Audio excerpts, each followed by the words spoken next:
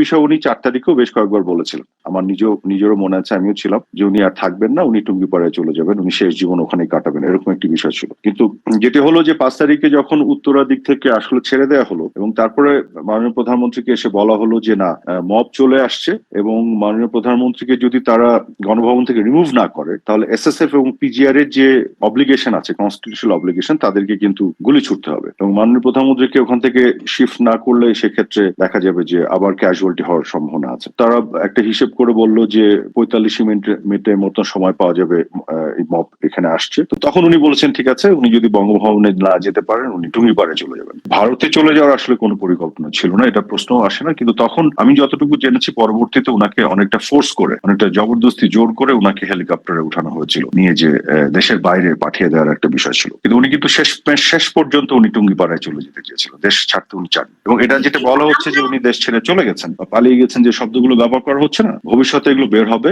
উনাকে জোর করে বাধ্য করা হয়েছিল। তো ৪ তারিখেই বিকেলের পর থেকে কয়েকবার আমাদেরকে বলেছিলেন উনি আর থাকতে চান না।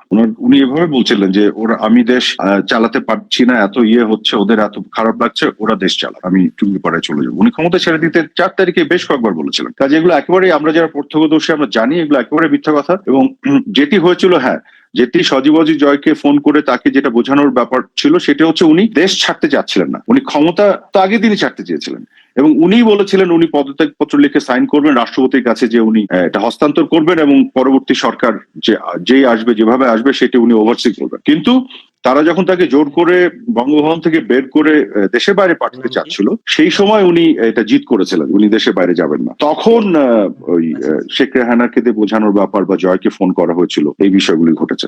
কিন্তু আগের দিনও ৪ তারিখ উনি বারবার বলেছেন উনি থাকবেন না এবং উনি বারবার একই কথা বলতেন, উনি টুঙ্গিপাড়ায় চলে যাবেন। আমরা বরং দু একজন বলেছিলাম যে আপনি টুঙ্গিপাড়ায় চলে যাবেন, ক্ষমতায় থাকবেন না, ওরা তো আসলে আপনাকে হত্যার পরিকল্পনা করছে। সামনে আছে একটা আন্দোলন আর পিছন দিকে তো বিভিন্ন ধরনের জঙ্গি এবং এসব সন্ত্রাসীদেরকে নিয়ে এক ধরনের ওনাকে হত্যা করার পরিকল্পনা ছিল। তো এই ধরনের অনেক কমপ্লিকেটেড একটা সিচুয়েশন ছিল ৪ তারিখ ৫ তারিখে পুরোটা মিলে। তো এইগুলো সত্য আস্তে আস্তে ধীরে ধীরে বের হবে ভবিষ্যতে। আসসালামু আলাইকুম। আমরা এবার আপনাদের কিছু কমেন্ট পড়ে শোনাবো।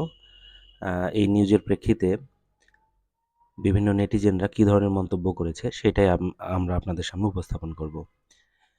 বিবুর রহমান নামে একজন লিখেছেন, ঠিক আছে বুঝলাম, তাকে জোর করে ভারতে পাঠানো হয়েছে। এত দেশপ্রেম, এখন আসুক, টঙ্গিপাড়ায় থাকুক, কে বাধা দিচ্ছে?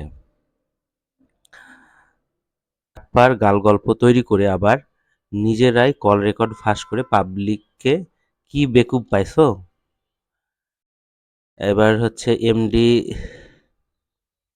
শেখ হাদি নামে একজন কমেন্ট করেছেন, শেখ হাসিনা সম্পর্কে মানুষের সিম্প্যাথি তৈরি করার জন্য এরকম কল রেকর্ড করে ইচ্ছাকৃতভাবে ফাঁস করানো হয়েছে। আরও কিছু মজার কমেন্ট আমি আপনাদের পড়ে শোনাতে যাচ্ছি। একজন লিখেছেন, গরিবের ইউটিউব নামে একজন কমেন্ট করেছেন, কথাটা অনেকটা এমন, উনি চুরি করে নাই, মালিক না থাকার কারণে মালিককে জিজ্ঞেস না করে জিনিসটা নিয়ে গেছেন।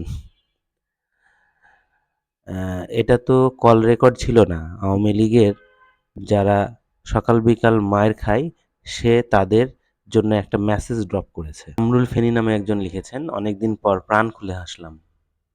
ইউনিফর্ম নামে একজন লিখেছেন, ২০২৫ সালের সেরা জোকস, তিনি নাকি ক্ষমতা ছেড়ে দিয়ে টুঙ্গিপাড়ার মাজারে যেতে চেয়েছিলেন। ঠিক আছে বুঝলাম, তাকে জোর করে ভারতে পাঠানো হয়েছে। এত দেশপ্রেম, এখন আসুক, টঙ্গিপাড়ায় থাকুক, কে বাধা দিচ্ছে তাকে? তো এই ছিল আজকের সংবাদের প্রেক্ষিতে বিভিন্ন নেটিজেনদের কমেন্ট।